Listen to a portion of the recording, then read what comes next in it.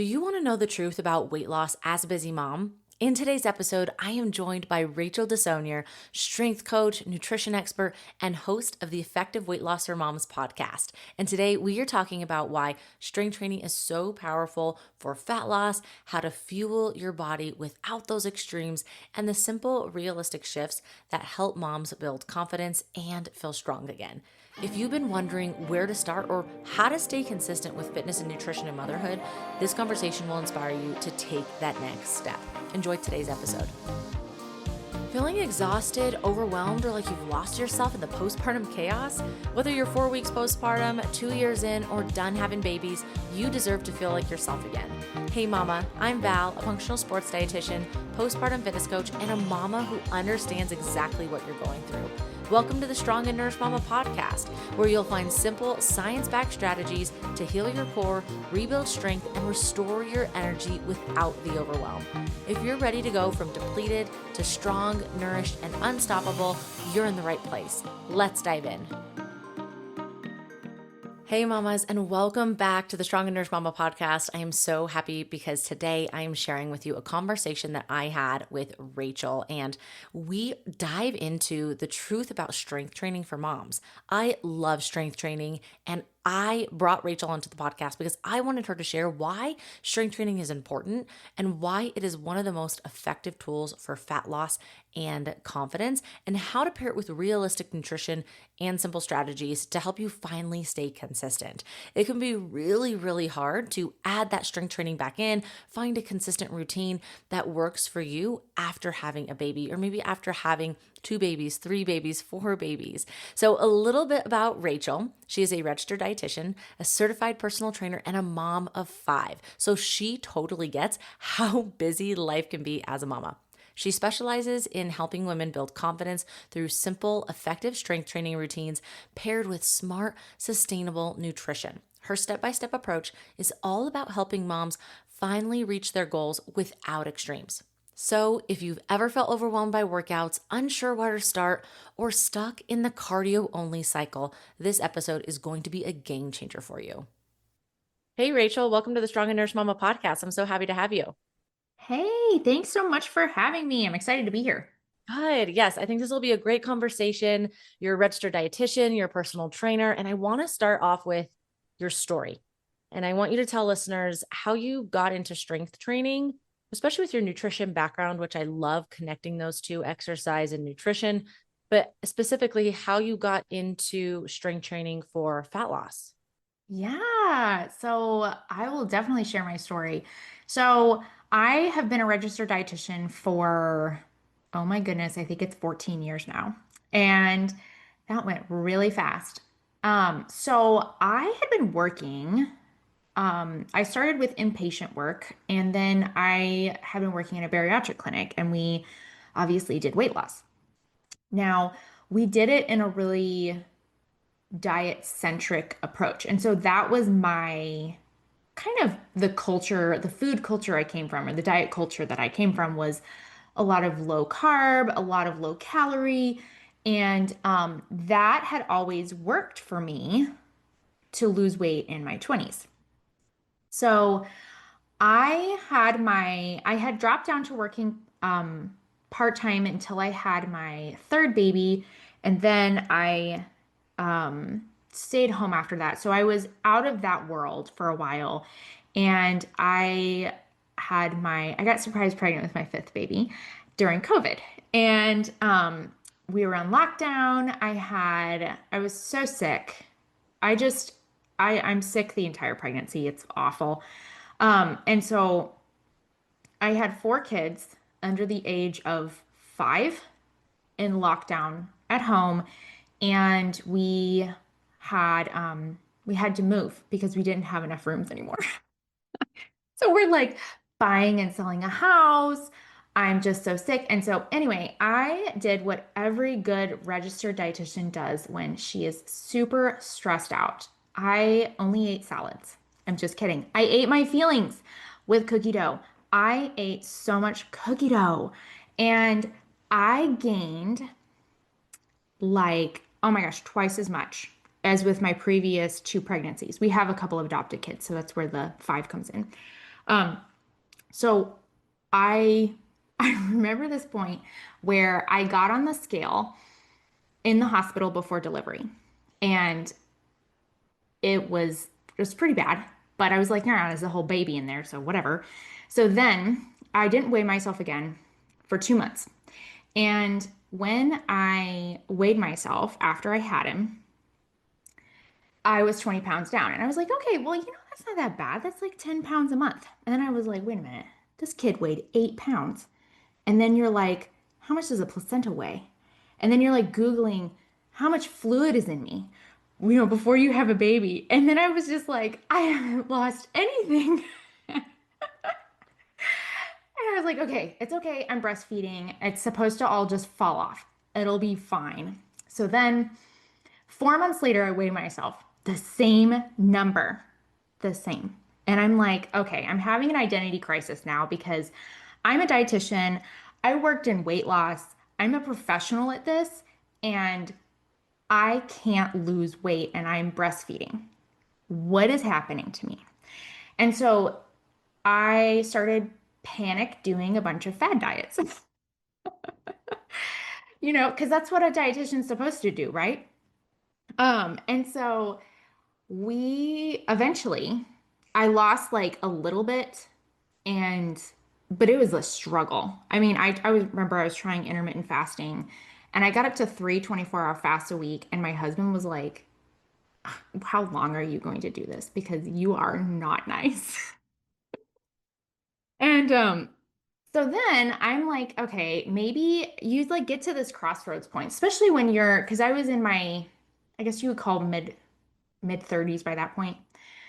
I was at this point where I was like, okay, I need to do something, or I just need to accept that this is what my life is going to be like, and I'm just going to be 30 pounds overweight for the rest of my life.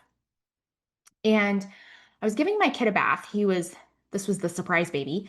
And he was about 18 months old by this point. And I'm like scrolling through Pinterest, and I'm seeing all these um, pins. And then I see this girl in this like sparkly bikini on a stage. And I was like, what is this? And it was weird to my mind because I'm like, she's not at a beach. And why is there all these sparkles on her bikini? So I click on the pin, and she's a bodybuilder, a bikini competition bodybuilder. And so she was talking about all the stuff she did to train. And I'm like expecting her to say, well, I lived on the elliptical machine for 8 hours a day and I starved. And that is not what she said.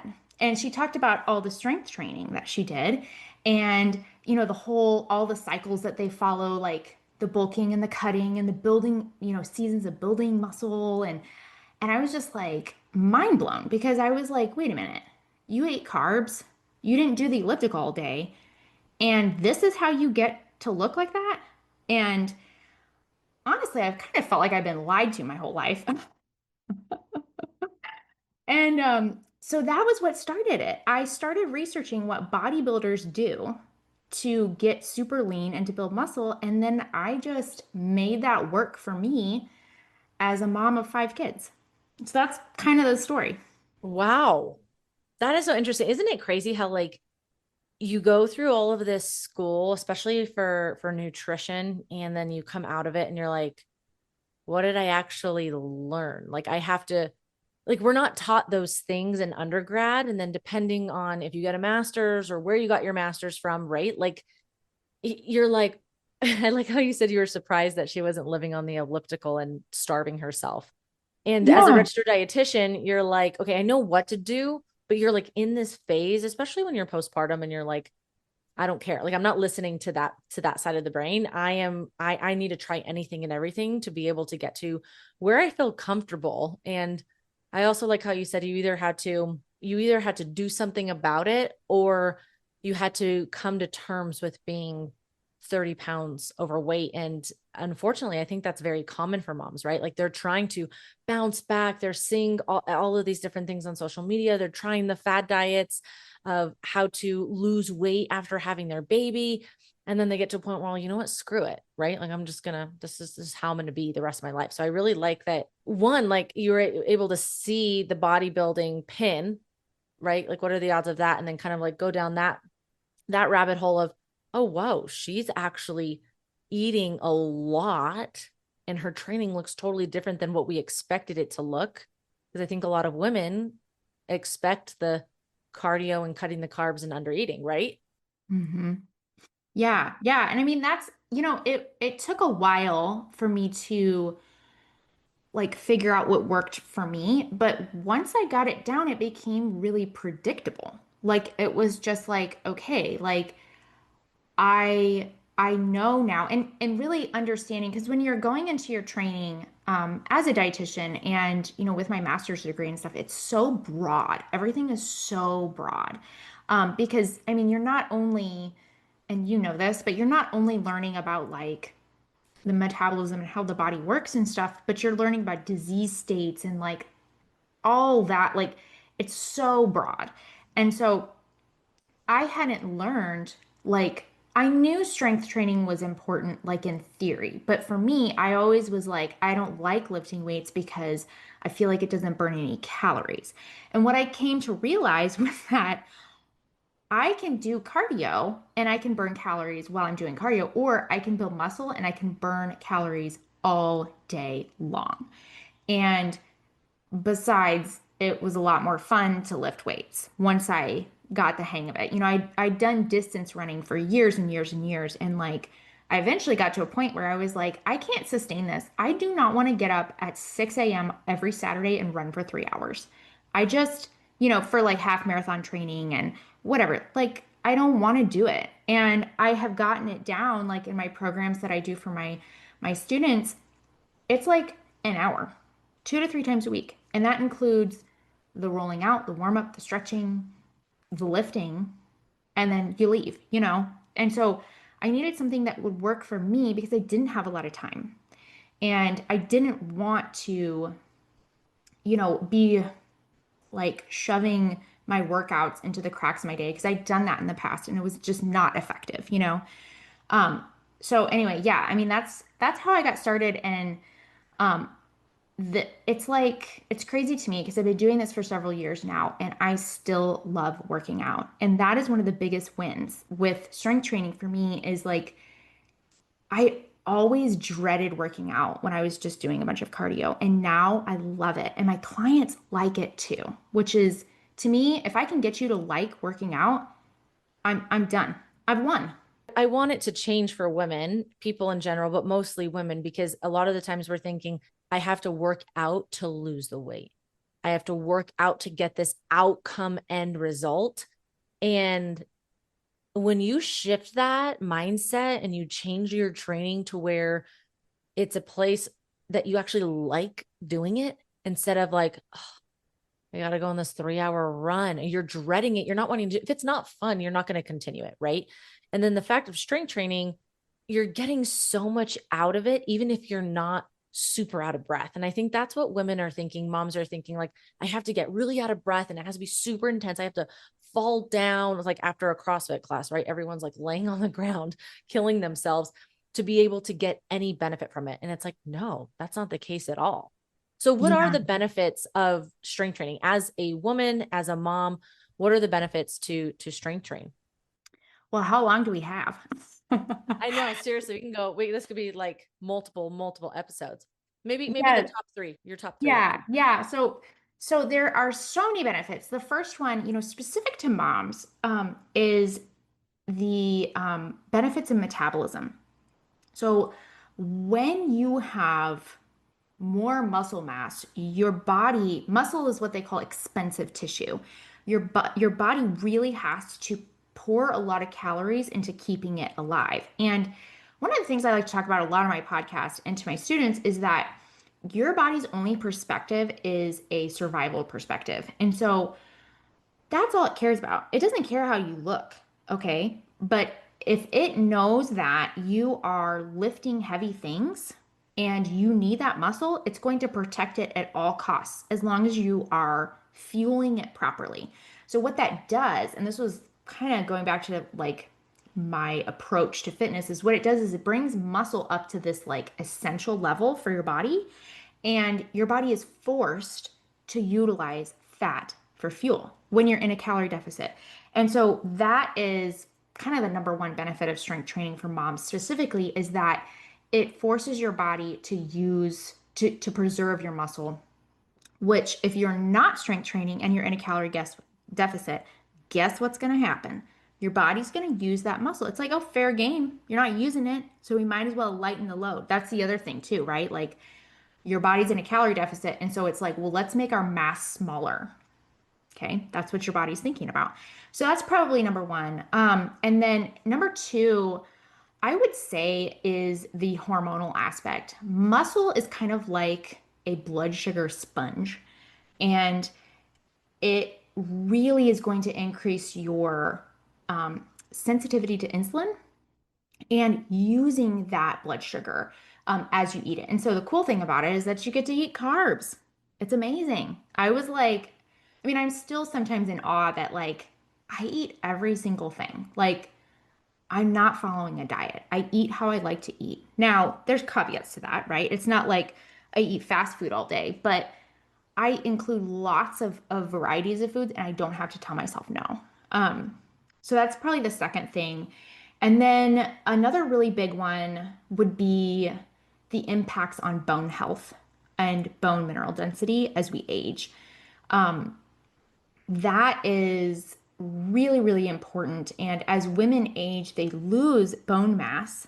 And when you strength train, you allow your body to preserve that because you're sending your body a signal that it's required and actually to continue building bone.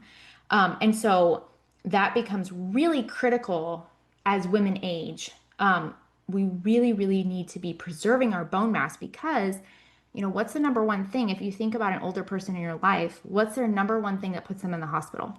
Falls and breaking a wrist, a hip, right? And so I think that strength training just hits all those check boxes of like helping us to age well, preserving our metabolism, helping us lose fat. And so, anyway, those would be my top three. I love those top three. And like you said, you could go on and on and on. And the muscles are, it's the organ of longevity, which I think a lot of other types of providers and researchers talk about too. And maybe moms have been hearing this in the media, but I really like that you said, number one, our metabolism. We want to be able to have our body feel safe. You're eating enough for the body to feel safe, to do what it needs to do, all the activities that you're asking of your body. But once it feels safe, we can hold on and preserve that muscle. And then because the more muscle we have, the more we're going to be burning at rest.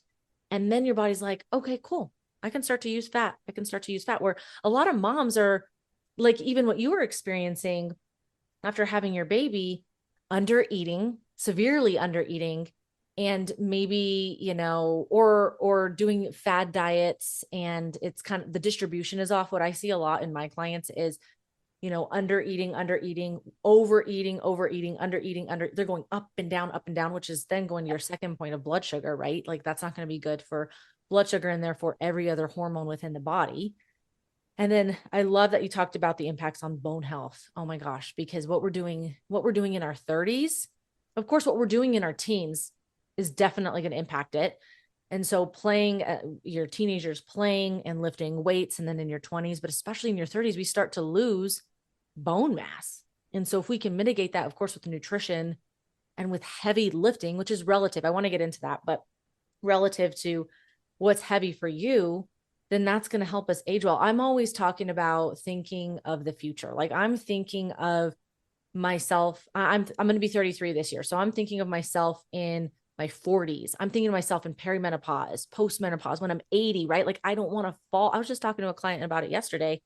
She has osteopenia. She's 63 and she's on the like right there for osteoporosis. She's like, what are some things I can do? They told me to have calcium and phosphorus. I'm like, girl, we got to lift some heavy weights. We got to get some protein in there. And when I think of, getting older, like if I do fall, I don't want to break a hip. Right. And so having that muscle and those strong bones are going to be super helpful for that.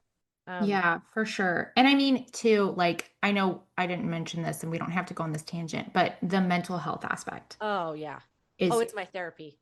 Yeah, like managing cortisol levels, like it's Yeah. just there's no downside. No. So if you're listening to this right now, go start lifting weights. Go start lifting weights. And if you don't know how, work with Rachel. Find, if you want to do in person, find a train, do something, because even body weight can be a great place to start.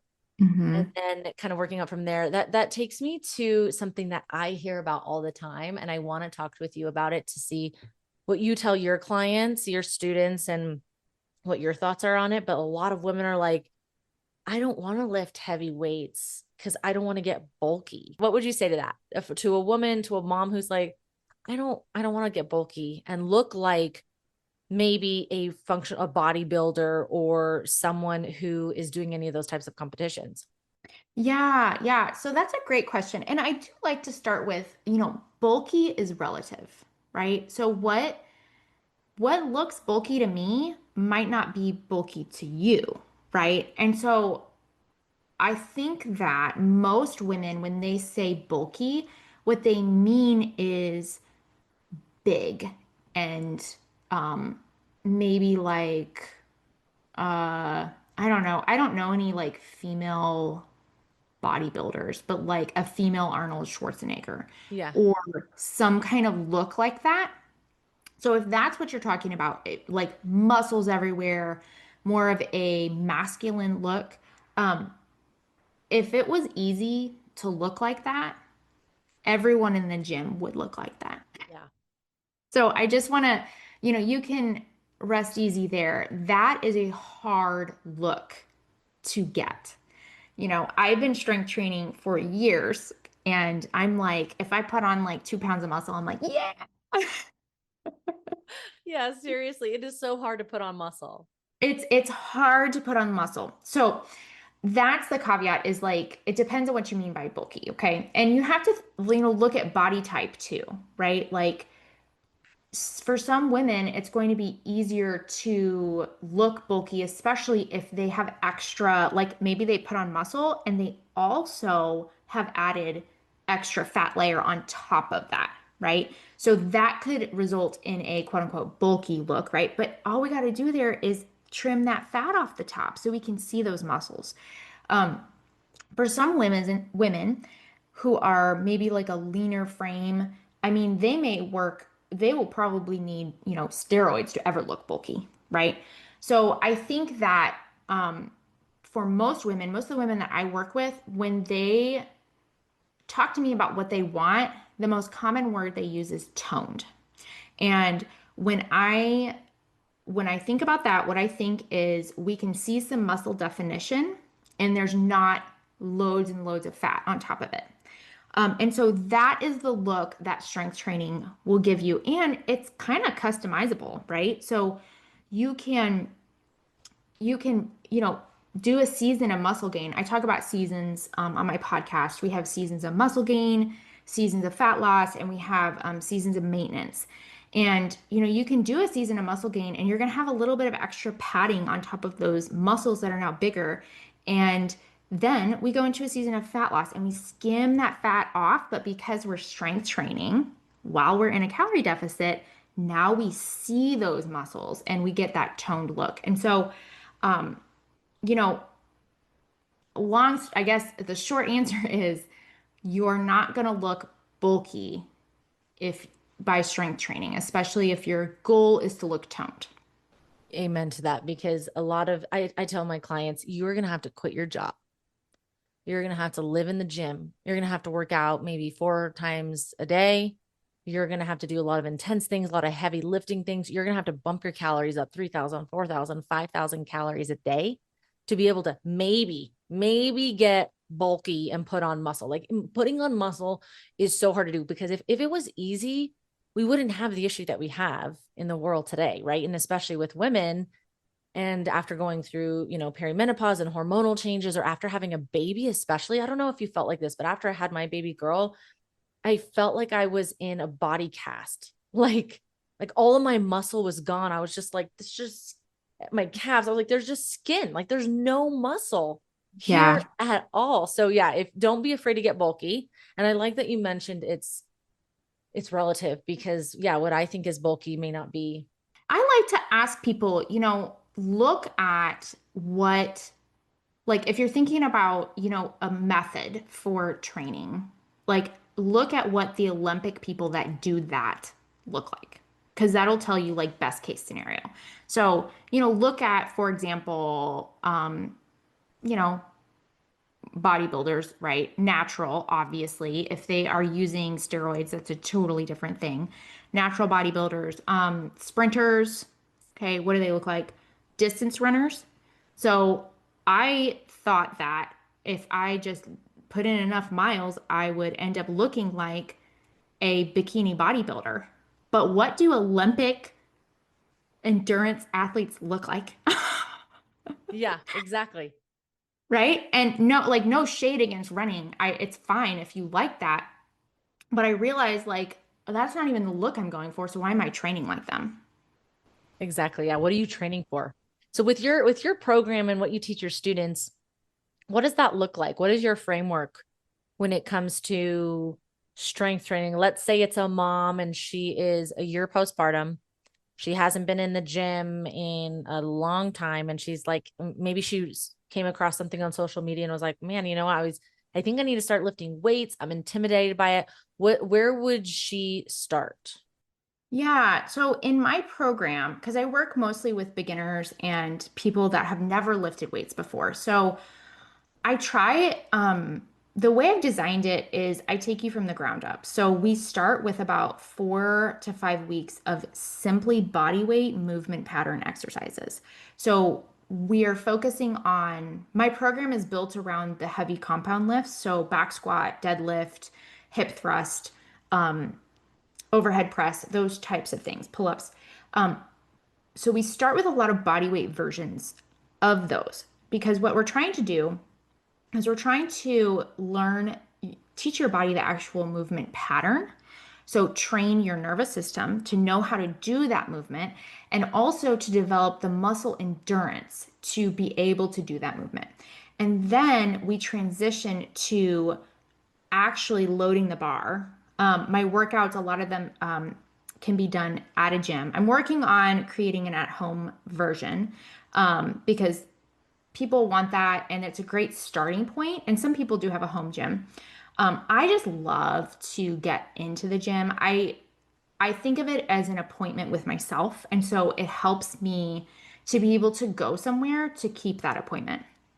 But that's kind of the way that I help women get into it is we start really small with body weight, super light dumbbells if you have them, and we teach our body how to actually do a squat, how to actually do a deadlift.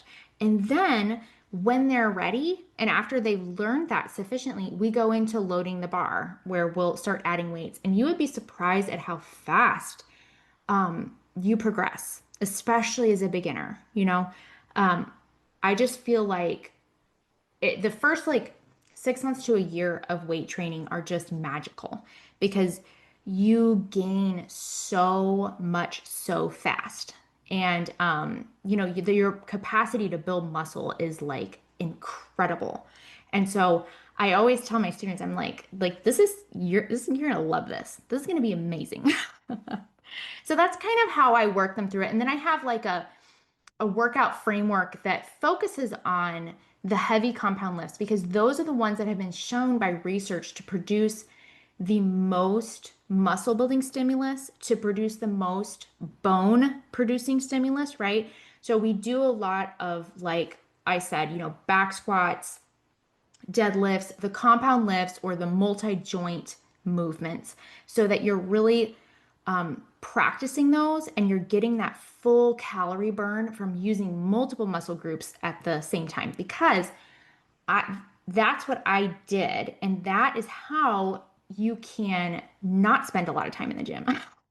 Yeah, you're gonna get the most bang for your buck if you're using those large muscle groups because that's what's going to impact metabolism and help with blood sugar and that's also your prime movers. So it's going to help with functionality of standing up from the couch, like the functionality. So many people have a hard time standing up off of the ground or out of a chair, or we have to know how to squat because we sit on the toilet every single day, right? And so I like that you Yeah. focus on those compound movements, starting with body weight and then progressing. I think that progressive overload is super important and it is exciting. And I think people do realize how exciting it is and how fun it can be when they're like, oh, I can lift this. And it's like, we're not trying to be a strong man over here. I'm not trying to go to the Olympics. I'm not trying to make it to the CrossFit games. I'm trying to be able to have enough strength and endurance to chase my toddler without hurting myself,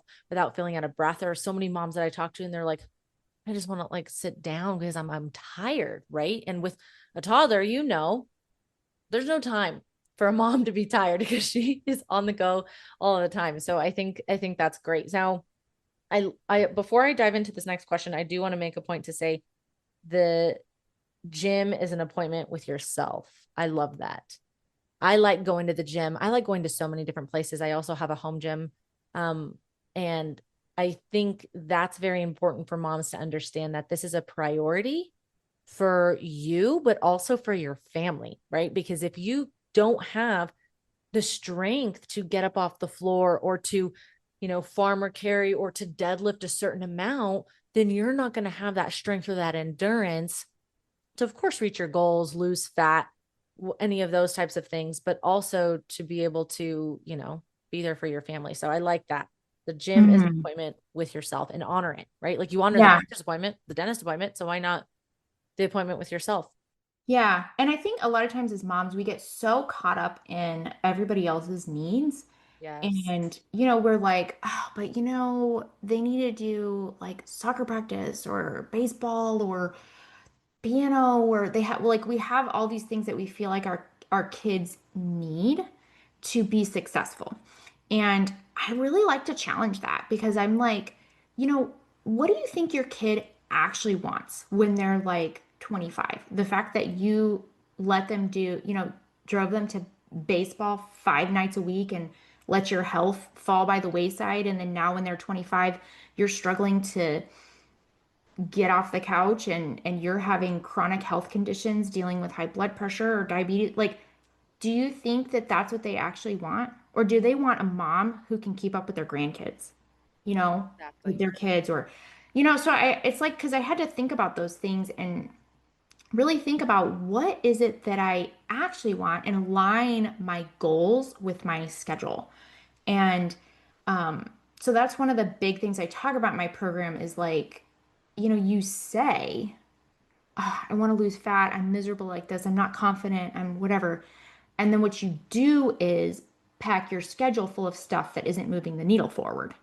And so, how can we align that? How can we fit that into your schedule? With the soccer practice, I had a client who was like, my kids are in soccer practice for an hour and a half, 2 hours, a couple times a week. And I'm like, well, what are you doing? And she's like, oh, I'm just, watching, or I'm on my phone. Or I'm like, okay, this is a great time because you're at a park, right? Like, is there a gym? Like, I'm not in that area yet, right? Like, my little one is almost 2. So I would imagine, like, when I do take her to practice, after, of course I would want to watch it, especially when she's young, but to a point where, okay, you know what? I'm going to go to this workout class, or I'm going to power walk and then do some push-ups and squats, or I'm going to take a dumbbell to the park. That's what I imagine. But I think, like you said, with our routines, how can we fit this into our routine? And I like that you do teach your clients and your students to get it in within 60 minutes or less. I think that's important as moms, right? Yeah, and I mean, people hear that sometimes and they're like, "Oh, a whole hour? I can't do that." Yeah. But I'm like, I mean, like, listen, like, do you want to do a 30-minute video 6 days a week or do you want to do it 3 times a week? Like, pick your poison. You got to spend the Exactly. time somehow. Um, if you don't want, I just think that having access to heavy weightlifting equipment makes it so much faster. But, people want to do 30 minutes a day, like that's fine. It's just you have to warm up each time and roll out and do the whole, preparing for Exactly. exercise too, And so, yeah, I think that that was one of the biggest shifts for me was like I needed to realize that I'm a person and my health matters too. And it's not just all about my kids.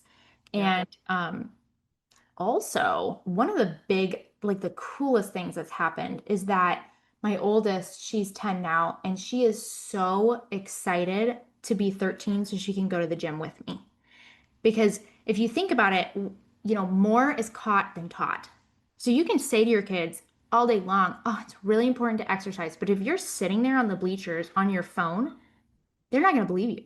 So my kids are like, we go to the gym and we lift weights, and that's just That is what we do. awesome. Yeah. That And is so awesome.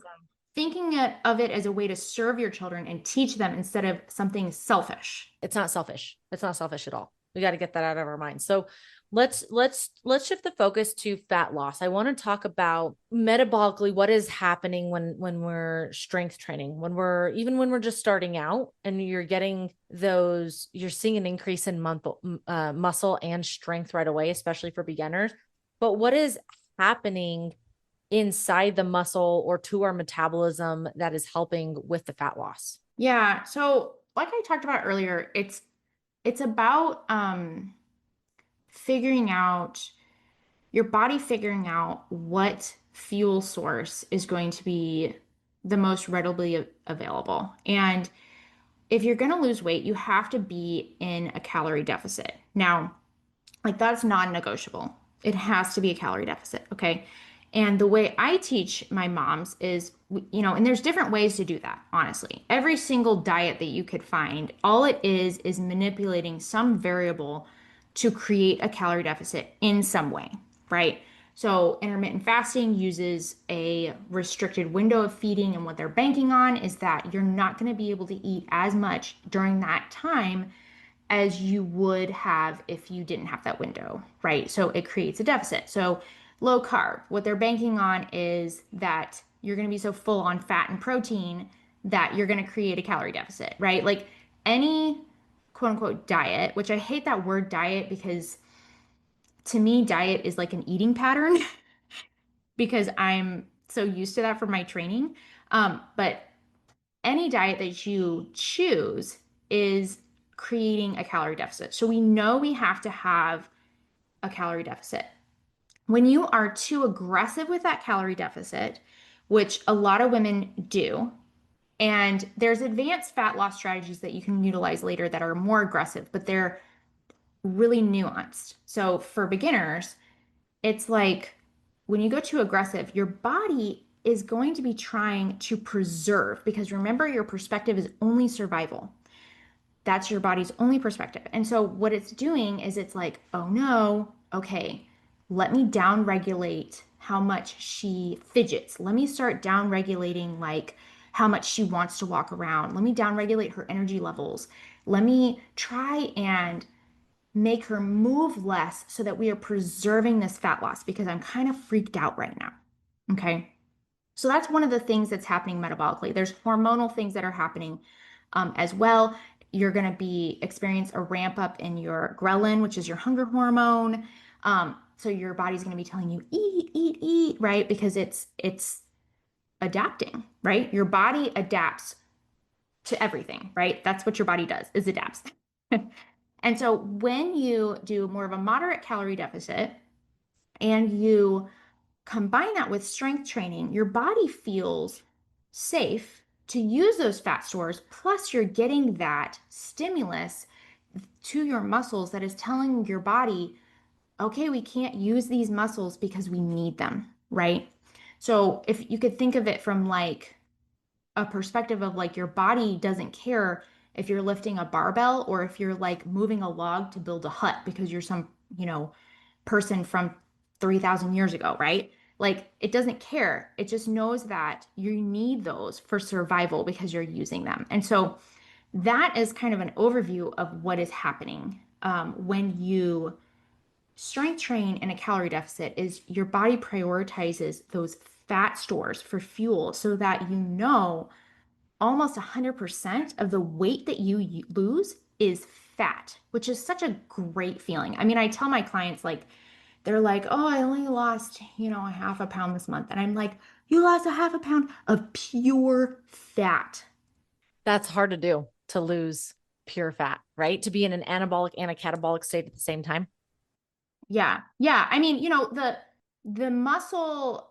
in the beginning, you can do that, body recomposition. I separate out the seasons for my clients most of the time. It just depends on the situation. But like, you know, even if you're not building muscle in a season of fat loss, like for me right now, I'm experienced enough that I'm not going to be able to really put on a lot of muscle while I'm in fat loss, but I'm keeping 100% of what I have, Yeah, yeah, right? exactly. And that results in overall looking leaner and more toned. I like that. And so you said a calorie deficit, a moderate calorie deficit. What does that look like? Yeah, I think it's going to be like person to person. But in general, you could start with like 300 to 500, right? But it's going to depend on you too. And what I have my clients do is we do a daily weight, which I know is really unpopular, but we do a daily weight and a weekly average so that you can see the huge fluctuations that your body makes on the scale. Now, if people have, let's say, a history of disordered eating or maybe some mental health issues going on that make it not a good idea to weigh daily, that's fine. There's other metrics we can look at. We are looking at, inches, circumference measurements. We're looking at how are our lifts going? Are we progressing in the gym? Are we adding more reps? Are we adding more sets? Are we adding more weight? Because that is a great indicator that you are building muscle, right?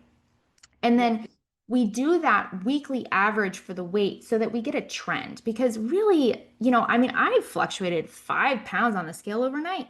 Like, and what I found for my clients, what they've told me is that it sort of desensitizes them to it.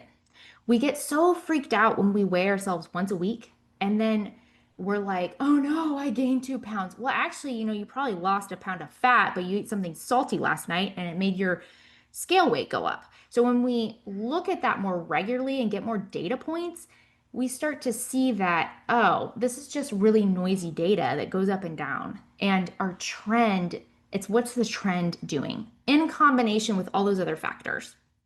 I like that. Let's take a look at the other factors because it's not just about the number on the scale, because the number on the scale is just looking at your relationship to the ground, right? It's not telling us how much fat we have, depending if you have like an impedance, right? The type of scale that you have or the type of body composition that you're doing. But I like focusing on the trend. That's something that I talk about too, because we have to see, I mean, your weight is going to fluctuate all the time. So much. What did you eat the night before? Where are you in your menstrual cycle? Like if I just talked to a client this morning and she was like, oh my gosh, I'm gaining weight because she was under eating severely. And very inconsistent. So we were kind of slowly building up because she's very active and she's a mom of 3 kids. And she was like, I'm gaining weight.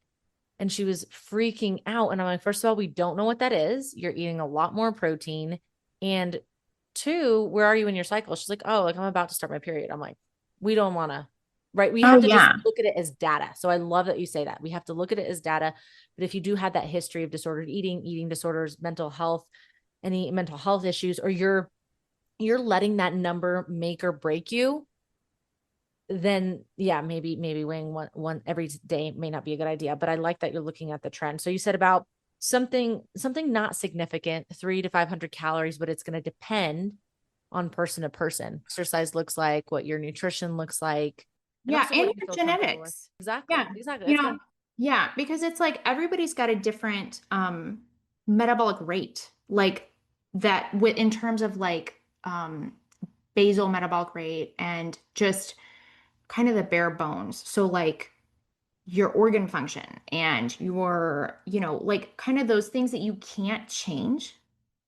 So I don't like to make blanket statements like nobody should eat under 1,200 calories a day, right? Like things like that, because it's like everybody is really different. Like if you're a 4'9", 80-year-old woman, well, maybe 1,200 calories a day is just fine for you, Yeah, exactly. you know? Exactly.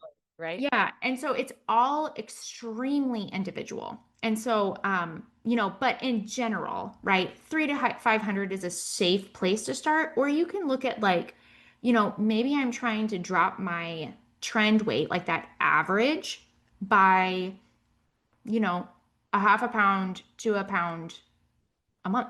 Or, it's just going to depend on you, right? But that's Mhm. a good like starting point. And then you can tweak it from there. Okay. But what's important, I think, first though, is to establish what your baseline is. I think it's really valuable to have more data. So if you look at like if you're tracking calories, which not everybody has to track calories at all or macros, but if you have an idea of like, I'm eating approximately like this much, and I know how I can manipulate that down or up depending on what my goals are. So it's not about using an app or doing something necessarily with the calories or the macros, but you need to know what your baseline is to be able to manipulate it. Yeah, I think that's a good point, right? Because you can't say, like, I'll have people say, like, I want to go no carb. And I'm like, well, or low carb. I'm like, well, how many carbs are you eating right now? And they're like, I don't know. And I'm like, well, let's first figure that out, right? And you don't have to log every day. I think Hmm. logging is a great tool to self monitor, but also just to create awareness. Are we eating enough? I find many moms and women aren't eating enough, especially for the amount they're training, especially if they're doing that high intensity or the running. Type of workouts and they're under fueling. But it can Hmm. also tell us, like, are we getting enough fiber? Are we getting in enough protein? What do we need to add to our diet? And then how can we manipulate? I like that you said that, but how can we manipulate these small little things and then pair that with our training to be able to see the results that we want?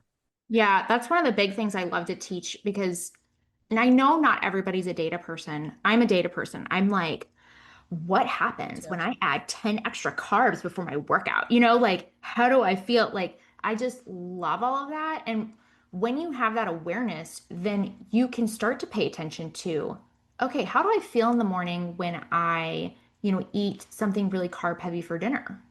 Or how do my workouts go when I really do a lot of high carb and low fat, right? Like what happens when I manipulate? It's like inputs and outputs, right? So once you know those things, you can start to manipulate your outputs based on your inputs. You're really kind of just listening to your body. You're listening internally versus those external cues, right? Those Yes. external cues could be social media, or people are saying, I thought I had to do keto. I thought I had to do intermittent fasting, or I had to do this or that or this or that. And you're getting so confused with that where you're not listening. Your body's like, hey, hello, I'm trying to tell you.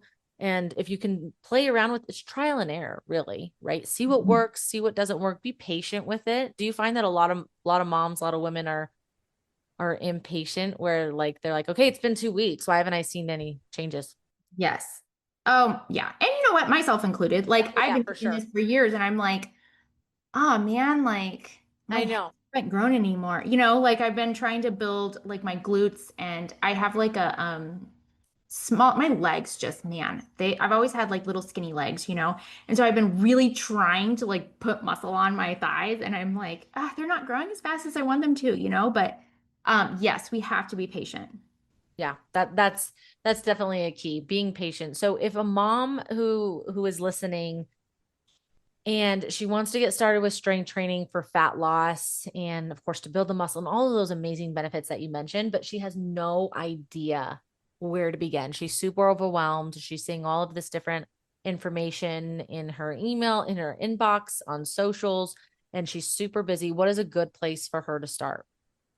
Yeah, so I think that honestly, for if you're wanting to get in the gym, which is primarily what I teach, I think starting with just setting aside like a point in time or 2 points in time in your week and scheduling that in to just hold the space in your schedule first, right?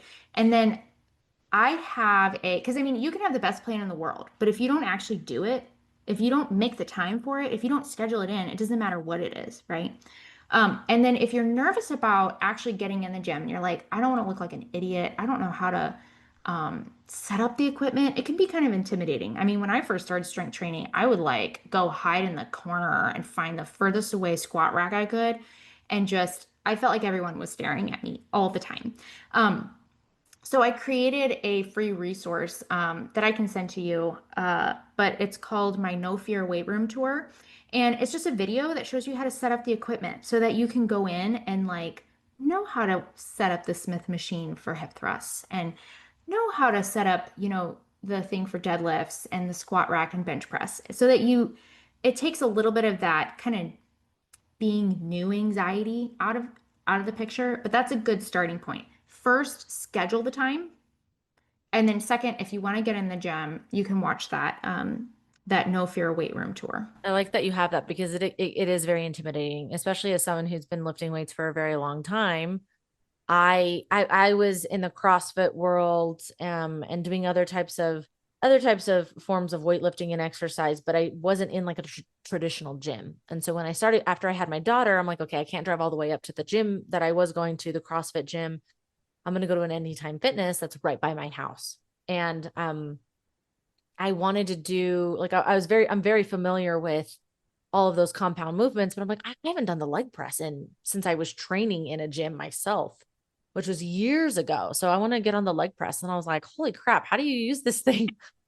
And I was like, are people staring at me? Do I need to ask this dude to help me? I'm like, what is going on? I'm not just like laughing at myself, but it is very intimidating, especially as someone like myself who has been doing it for a long time. So I like that you have that free guide. And I think scheduling it in and maybe they just go like what, 10 minutes, check it out, Yeah. like schedule it, check it out. Maybe you just like walk on the treadmill for 2 minutes to warm up, just get the body flowing, get in some steps, whatever. But then maybe you just do 3 sets Yeah. of like leg extensions. Like maybe you just use the machines first to get used Yeah. to it, right? You get that habit going and then like, cool. Okay. Next week, I'm going to add 5 more minutes. The next week, I'm going to add Mhm. another 5 minutes. So Yeah, I like definitely those too. incremental approaches. And like, sometimes like I talk about that when my clients are like they're just not feeling it that day, like they're just motivation is an issue. And I'm just like, just do one set. That's all you got to do.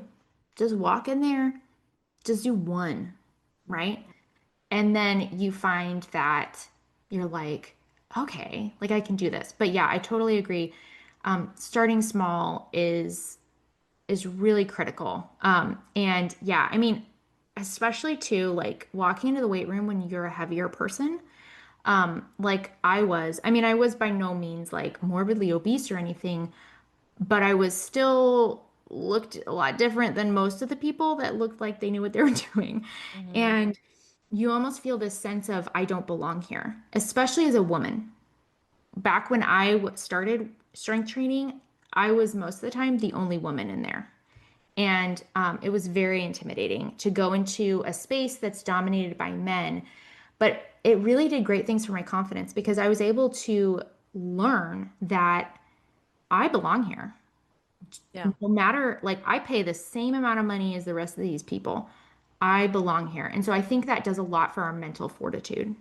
I agree. I think that's going to be very helpful for confidence and knowing that one, even though it feels like it, no one is looking at you. No Yeah. one is looking at you. And if you ask for help, they're more than like sometimes I'm at the gym and I'm like, oh man, I wish this person would ask. Like, I don't want to just like go up to someone, right? If I'm seeing, I don't have my glasses on or contacts on when I go to the gym, so I can't see anything anyways. But like, if someone were to come up to me and say, hey, do you know how to use this or how to do this? I'd be like, oh my gosh, yeah, like, let me show you. Like, they would be totally happy to do that. And maybe there's a trainer there that can help you. Maybe you can watch Rachel's free resource that we'll put in the show notes, something to kind of get you started to be able to start feeling confident, getting to the gym.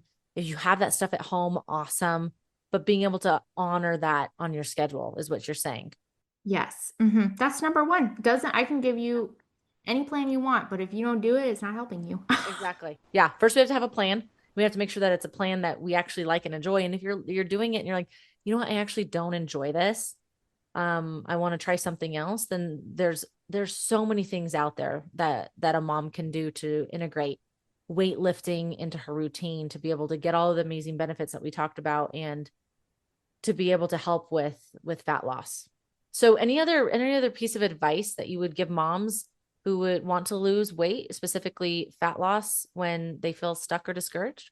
Yeah, I would say focus on adding and not taking away. I Eat love more protein, eat more fiber, drink more water, add.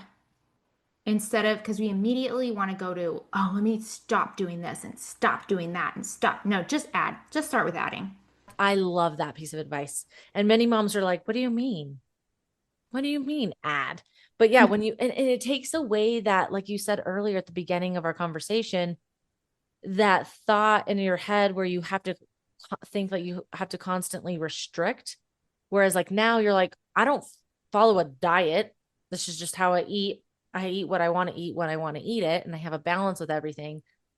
And there's no shame, or there's not like I'm telling myself I can't have something. So if you're listening to this, add something, pick one thing that you can add in, and don't be discouraged or have to feel stuck. So Rachel, thank you so much for being here today. Where can listeners find you and connect with you? Yeah, so I have a podcast. It's called Effective Weight Loss for Moms.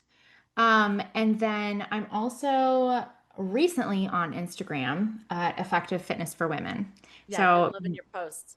oh, thank you. Yeah, it's been a lot of fun. Awesome. Okay, I'll put all that information in the show notes.